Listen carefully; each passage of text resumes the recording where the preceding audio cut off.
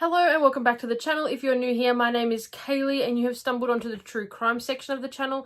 Now I just want to give a warning, true crime videos and true crime cases are not suitable for everybody, and if you think the contents of today's video may upset or offend you, please jump to another video. I'm sure there'll be something here on the channel that you will enjoy. I need to give an additional warning for today's video. It does involve the death of a 12-year-old child. So please, if you think that this is going to upset you, again, jump to another video. There is definitely going to be something else on the channel that you will enjoy. Today's case is from 2015 and it is about Tiahleigh Palmer. Now I'm going to jump straight into today's case because it is a bit of a long one. Tiahleigh Palmer was affectionately known as Tia. She was born in 2003 and she was known to be creative and adventurous and had a passion for dancing. She was currently living with her mother Cindy Palmer in Queensland, but Tia's childhood was filled with torment. Cindy claimed when Tia was 7 years old, the pair were living in a horrible domestic violence situation, and for Tia's best interest, Cindy placed her into foster care. During the next 4 years, Tia was living in foster care because Cindy's life went out of control.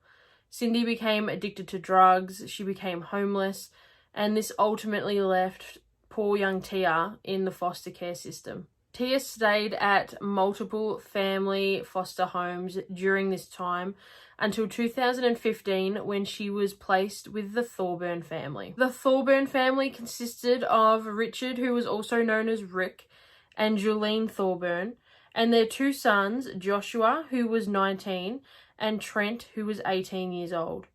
Rick was a truck driver, but Jolene had a family daycare business known as Miss Jolene's Family Daycare, which was ran from the family home. On occasion, Josh would also work for the family daycare business, while Trent had started an apprenticeship as a metal fabricator. The family also ran an American food truck on the weekends, which they would all take turns working at. The family lived on a 2-acre semi-rural property in Logan City, which was just south of Brisbane. The family was a seemingly loving, normal family who had fostered other children in the past. The property was the perfect place for young children to grow up, as it had a swimming pool, lots of space for kids to run around, and a paddock full of horses. Additionally, both Josh and Trent loved amateur dance and would be going to dance classes regularly. But sadly, this house was also the home to a monster family. When Tia was placed with the Thorburn family, she was now 12 years old. And during the next 10 months, Tia's life would take a horrendous turn. She started to run away from the home. She attempted to run away 10 times during her 10-month stay at the home. She would skip school and started to misbehave. But Tia was living a nightmare behind closed doors that nobody knew about. On Friday, the 30th of October 2015, Tia was marked absent from school. By lunchtime, the school had contacted Rick to let him know that Tia was not at school that day, but due to Tia often skipping school and on occasions completely running away, Rick didn't seem very worried. But when she still hadn't arrived back at the family home later that afternoon, Tia was reported to the police as a missing person. Rick claimed to the police that on the morning of Tia's disappearance, he had dropped her off at the school gates at 8:10 a.m. She bumped into a friend and the pair walked into school together. He claimed that was the last time he had seen Tia. That night, Rick had also posted on his Facebook page claiming if any of her friends are hiding her again, please do the right thing and let us know. She needs to come home where she belongs. 6 days later, on the 5th of November, the police hold a press conference asking for any help from the public in finding Tia or any information for where Tia might be. Later that same day, though, 3 fishermen find human remains on the bank of the Pimpama River, which was 30 kilometers south of where Tia was last seen. The remains were found with the pants removed, but the remains were so badly decomposed that initially the police did not know who it was or how the death was caused. For the next 12 months, Tia's case seemingly doesn't go anywhere until the police receive a tip-off that really cracks the case open. The police learn of a text conversation between Trent and his cousin. During this conversation, Trent tells his cousin that he had sex with Tia in the days before her disappearance. He also says how he wants Tia gone from his life and that there is a possibility she may be pregnant. The police then place listening devices in the home, which picks up Jolene and Rick telling the sons they must stick to the story. It also hears Rick telling Trent what he should tell the police in regards to his sexual assault on Tia, and it also picks up a conversation between Jolene and Joshua about coming clean. Police now go through hundreds of hours of CCTV footage. The police were able to find Rick on camera on the morning of him allegedly dropping Tia off at school. The police then realised Tia was never dropped off at school like the family claimed. Now, during this 12-month police investigation, the family were not looking after any additional foster children, but the family daycare business was still running. Almost 6 months after Tia's death, Rick was charged but not convicted for sexual abuse of 2 children under the age of 12. These children were enrolled at the daycare centre. 11 months after Tia's death, Rick Thornburn's car is confiscated by police, and the family home starts being thoroughly searched by police for Tia's school bag and her uniform. On September the 20th, 2016, the entire Thorburn family were taken into police custody, while their rural property home was thoroughly searched. Rick was then formally charged with killing Tia and interfering with a corpse.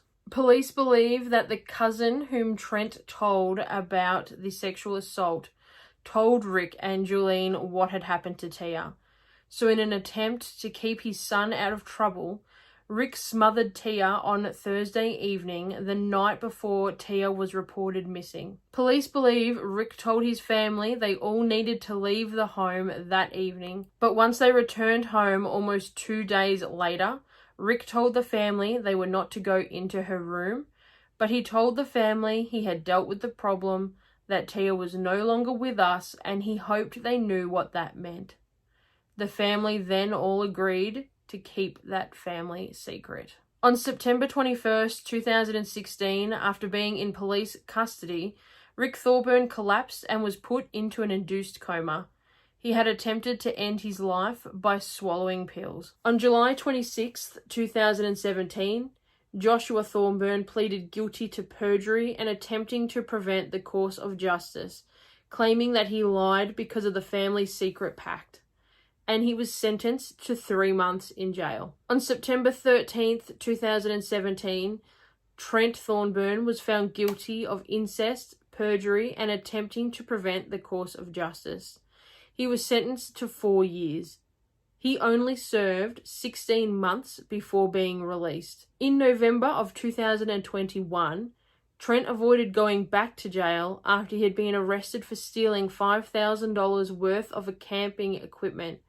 Before the police came looking for Trent, he had handed himself into the police and returned the tent to the store in which it was stolen from.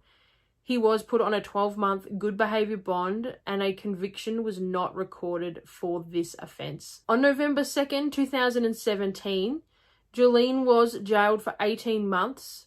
She was charged with perjury and attempting to prevent the course of justice. On March 18th, 2018, Rick Thorburn pleaded guilty to murdering Tia and interfering with her corpse.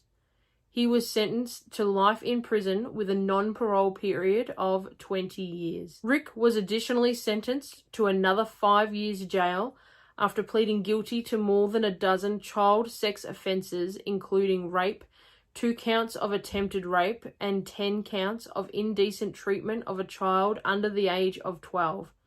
These offences occurred at the Thornburns Family Daycare Centre in 2015. The same year he murdered Tia. Rick Thorburn will be eligible for parole in 2038. This case is absolutely disgusting, and I cannot express how angry it makes me that a family such as this were able to foster children that like they need help already, like they're already coming from broken families or troubled families or homes that are just full of torment, and they're meant to be going to these homes to, you know, live their life and be in a safe place, and they go to homes like this that are just full of monsters. That's disgusting.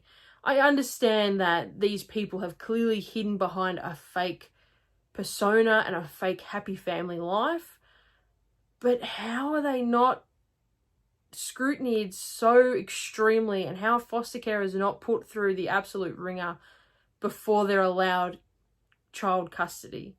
It blows my mind, especially with, like, it makes me so sick that not only was Rick a, like, horrible human being, his son sexually assaulted her as well. I mean, come on. What kind of monstrous family are these people? It's just absolutely disgusting. And for their sentencing, I mean, that's just unbelievable to be sentenced. Their sentencing was just ridiculously light.